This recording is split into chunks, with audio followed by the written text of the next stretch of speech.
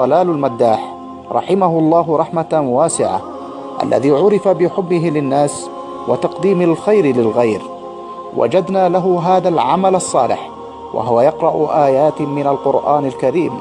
ساعدونا في نشره جزاكم الله خيرا.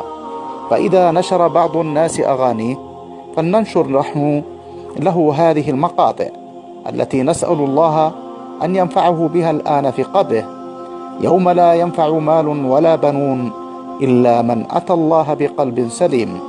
وتذكر اليوم وأنت تساعد في نشر صدقة جارية لشخص متوفى، حتما ستجد إن شاء الله من ينشر لك عملا صالحا بعد وفاتك، ولا حرمك الله أجر نشرك لهذا المقطع.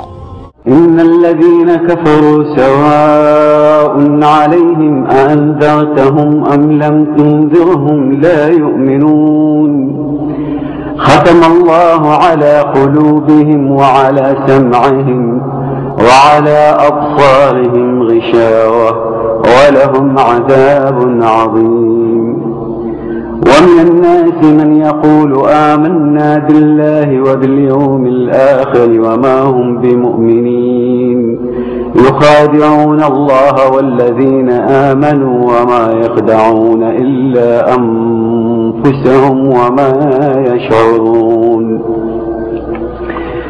في قلوبهم مرض فزادهم الله مرضا ولهم عذاب أليم بما كانوا يكذبون.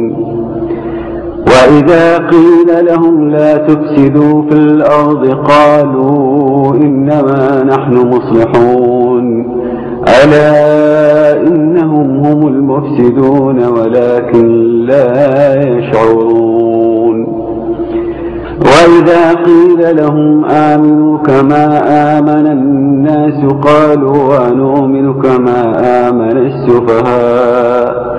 ألا إنهم هم السفهاء ولكن